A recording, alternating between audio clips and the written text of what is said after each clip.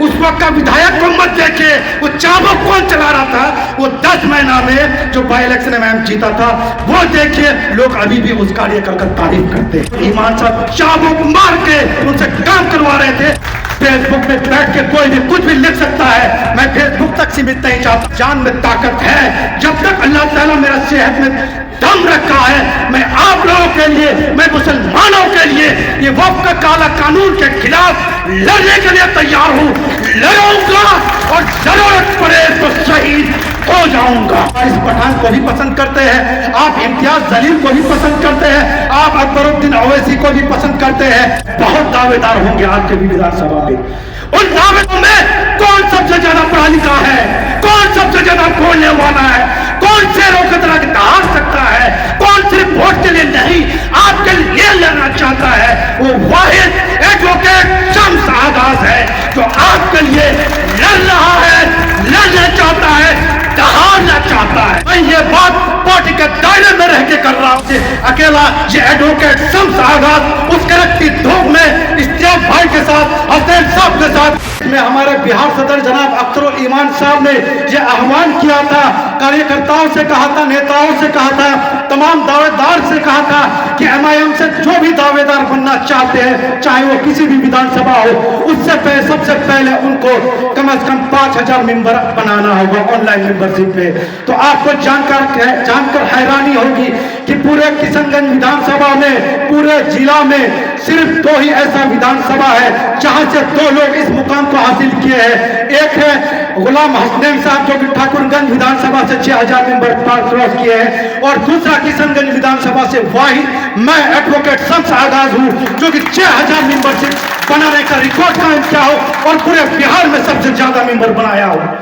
बाकी जो लोग दावेदारी कर रहे हैं, आप उनसे पूछिएगा कि वो लोग 50 मेंबर से भी ज्यादा बनाए हैं, तो मैं अपना नाम इस पार्टी से इस्तीफा देने के लिए तैयार हूं। आप लोग पूछिएगा जो हमारे पार्टी के और भी दावेदार हैं कि क्या वो लोग 50 मेंबर से भी ज्यादा बनाए हैं कि नहीं बनाए हैं। मैं ये बात पार्टी के दायरे में रह के कर रहा हूं और पार्टी के हिसाब से कर रहा हूं, क्योंकि पार्टी की तरफ से कहा गया था जो आदमी, जो दावेदार कम से कम 5000 मेंबर बनाएगा वही दावेदारी पेश कर पाएगा। तो पेश कर पाएगा, उसके बाद टिकट का सवाल आएगा। तो मैं तो पेश भी कर दिया हूं और मैं दावेदारी भी कर रहा हूं, और आप तमाम लोग जो मेरे दावत पे आए हैं वो इस बात का निशानी है, उस बात का सबूत है कि आप लोग सब मेरे साथ और मेरे वालिद साहब के साथ शामिल हैं। उसके अलावा मुझे जिम्मेदारी दिया गया था कि मैं गया में जाके MIM का पार्टी का पैगाम हर जगह तक पहुंचाने का काम करूं। उसमें कई लोगों का नाम भी शामिल था हमारे विधानसभा से, लेकिन हमारे विधानसभा से अकेला ये एडवोकेट शम्स आगाज उस करक्टी धूप में इश्तियाक भाई के साथ, हसनैन साहब के साथ, अख्तर साहब के साथ जाके गया में पार्टी का प्रचार किया था और वहां MIM के प्रत्याशी के लिए प्रचार किया था।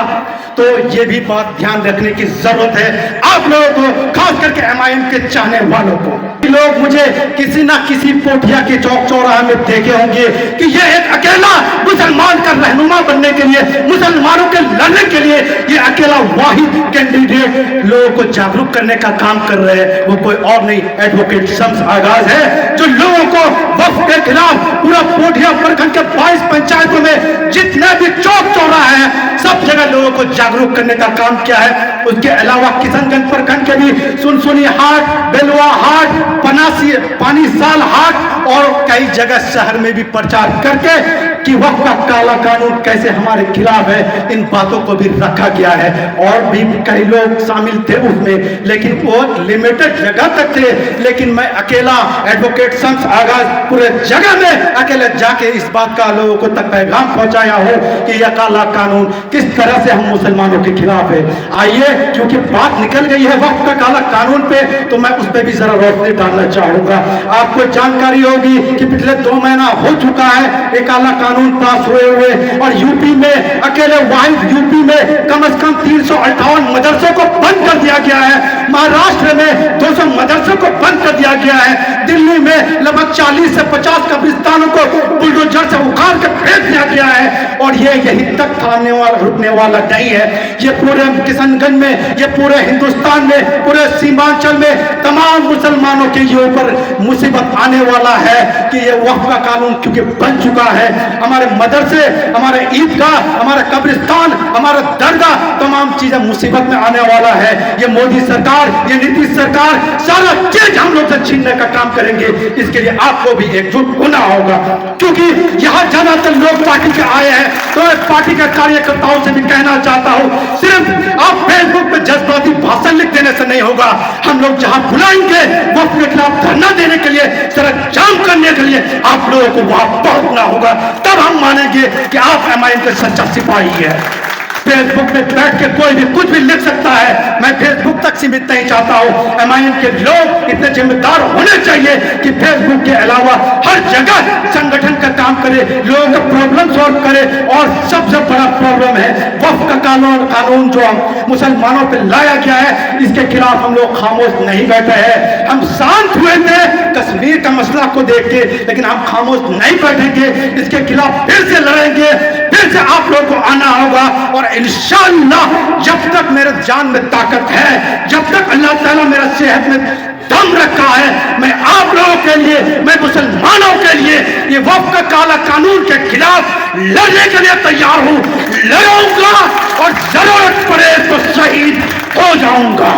उसके अलावा मैं एमआईएम के कार्यकर्ता से पूछना चाहता हूं, आप लोग अवैसी साहब को क्यों पसंद करते हैं? आप लोग अख्तरुल ईमान साहब को, जो हमारे बिहार के बेबाक आवाज है, जिस तरह से पूरे देश में हमारा आवाज असदुद्दीन अवैसी साहब है, उसी तरह पूरे बिहार में हमारे बिहार सदर जनाब अख्तरुल ईमान साहब भी हमारा आवाज है, जो कि हर गरीबों मजलूमों की बात करते हैं, जो कि हमारे मुसलमानों पर जुल्म और सितम होता है उसका भी बात करते हैं। तो आप लोग उन लोगों को इसलिए पसंद करते हैं क्योंकि वो लोग बोलने वाले हैं, उन लोगों की तकरीरें आपको पसंद है, वो लोग जो विधानसभा में और लोकसभा में आप लोगों का मुद्दा रखते हैं, आप लोग इसलिए उनको पसंद करते हैं। आप वारिस पठान को भी पसंद करते हैं, आप इम्तियाज जलील को भी पसंद करते हैं, आप अकबरुद्दीन अवैसी को भी पसंद करते हैं।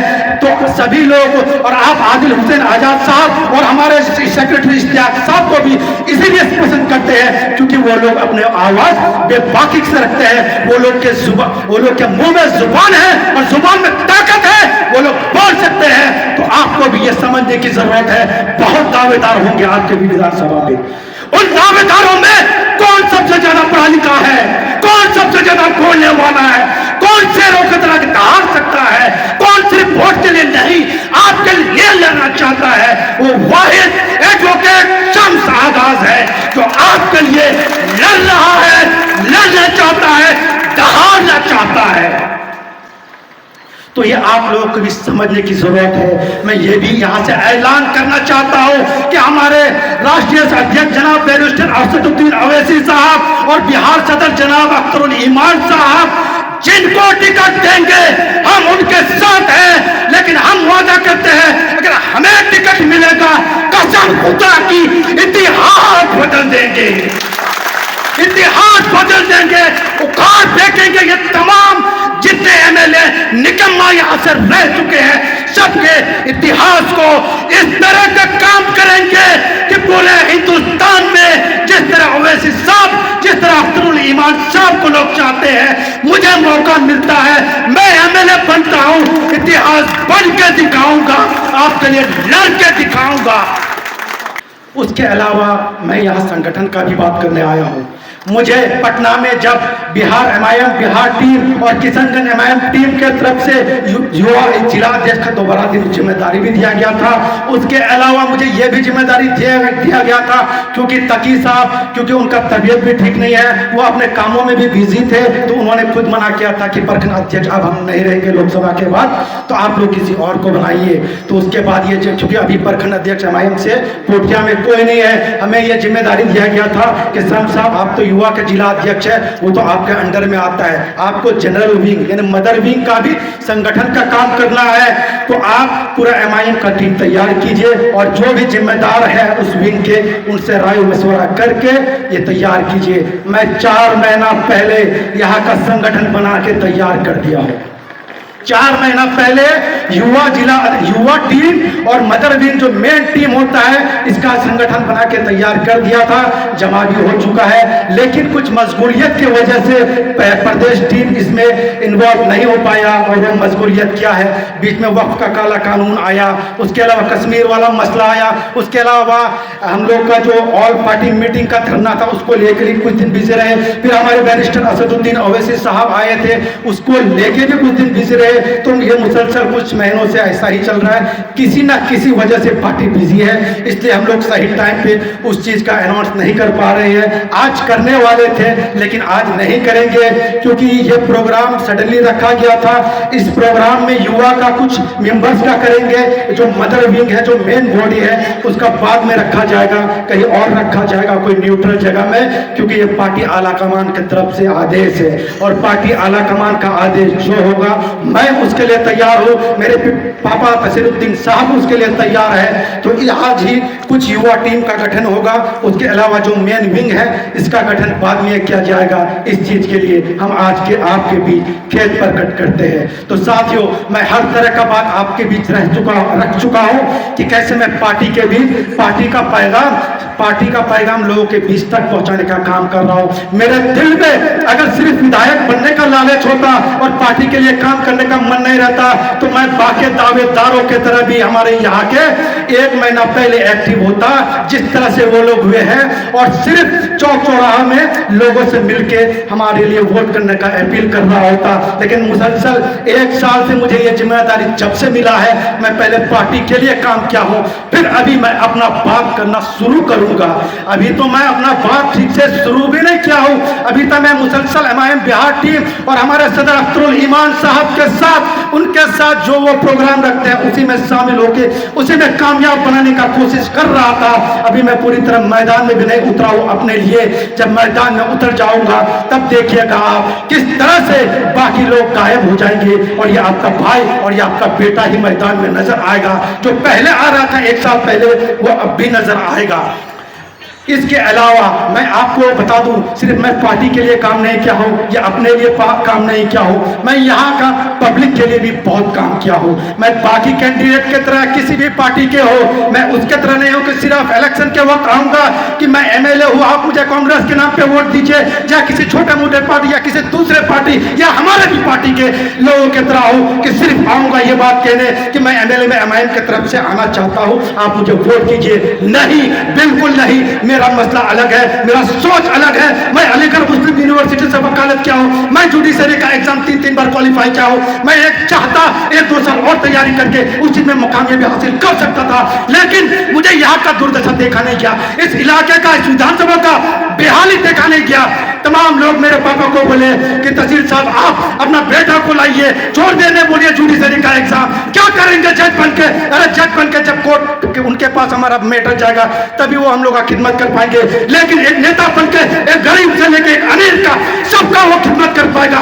छोड़ दीजिए, लात मारिए वैसे जज के कुर्सी पे जो पब्लिक का भला नहीं कर सकता, और लात मारिए वैसे कुर्सी पे जिसमें उनको 3 बार सिर्फ इसलिए छाट दिया गया है क्योंकि वो मुसलमान का बच्चा है, वो नेता का है और वो एमआईएम पार्टी से जुड़ा हुआ है। नहीं तो कई पार्टी के लोगों का भी हुआ है, आप लोगों को पता होगा।